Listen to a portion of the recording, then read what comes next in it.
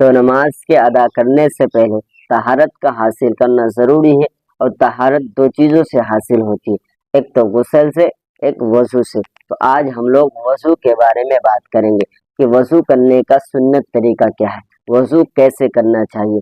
اگر ہم صحیح طریقہ سے وضو نہیں کریں گے تو ہماری نماز سے درست نہیں ہوگی۔ تو وضو کرنے کا سنت طریقہ یہ ہے کہ تو پہلے آپ نیت کر لیں کہ ہم کس چیز کے لیے وضو کرنے کے لیے جا رہے ہیں۔ دوسری چیز یہ ہے کہ یہ بسم اللہ الرحمن الرحیم کرے۔ تیسری چیز ہے کہ ہاتھ کو دھلے کلائے تک، یہاں تک گھٹو تک، یہاں تک، اس کو یہاں تک ہاتھوں کو دھلے 3 مرتبہ، یہاں تک ہاتھوں کو دھلنے کے بعد اب کلی کرے، ایک چلو پانی لیے، اور اگر مسواک ہے تو مسواک کرے، اگر مسواک نہیں ہے تو دائنا ہاتھ کے شہادت انگلی سے دانتوں کو ملے، پہلے دائیں جانب پھر بائیں جانب دانتوں کو ملے، پہلے دائیں جانب پھر بائیں جانب دانتوں کو ملے۔ دانتوں کو صاف کرنے کے بعد پھر 2 چلو پانی دے کر منہ کے اندر اچھی طرح سے پانی کو گھما کر پانی کو پھینک دے۔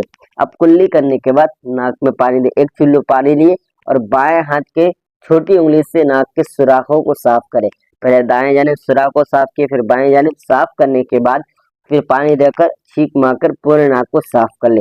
ناک صاف کرنے کے بعد چہرہ دھو، اور چہرہ کا اطلاق کہاں سے ہوتا ہے؟ تو پیشانی کے جڑے بالوں کے، پیشانی کے اوپر بالوں کے جڑ سے لے کر تھوڑی کے نیچے تک، ایک کان کے لو سے دوسرے کان کے لو تک پورے چہرے کا دھلنا، پورے چہرے کا دھلنا یہ فرض ہے، اور یہ فرض ہے پورے چہرے کا دھلنا۔ پورے چہرے کو دھلنے کے بعد پھر ہاتھوں کو کہنو سمیت دھلنا۔ کہنو اس کو کہتا ہے، یہ جو ہے یہ اس کو کہنو کہتا ہے، تو کہنو سمیت، یہاں یعنی کہنو سے پہلے نہیں، یعنی کہنو سمیت، کہنو کو لگا کے دھلنا۔ تو کہنو کو لگا کر پہلے دائیں ہاتھ کو 3 مرتبہ دھلنا، پھر بائیں ہاتھ کو 3 مرتبہ دھلنا۔ اس کے بعد چوتھائی سر کا مسح کرنا فرض ہے، اور پورے سر کا مسح کرنا سنت ہے، تو پورے سر کا مسح کرنا۔ اس کے بعد پیر کا دھلنا، تو ٹخنوں سمیت، ٹخنوں ہوتا ہے ابری ہوئی ہڈی جو ہے، تو ٹخنوں سمیت دونوں پیروں کا دھلنا، پہلے دائنا پیر کو 3 مرتبہ دھلنا، پھر بایاں پیر کو 3 مرتبہ دھلنا۔ اس طریقے سے جب ہم وضو کریں گے تو ہماری وضو سنت کے مطابق مکمل ہو جائے گی۔ اس لیے ہم سب کے لیے ضروری ہے کہ ہم لوگ سنت کے مطابق وضو کریں۔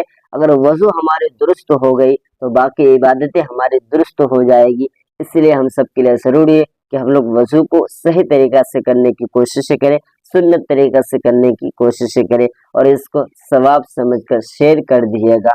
اللہ تبارک و تعالی ہم سبوں کو سلامت رکھے۔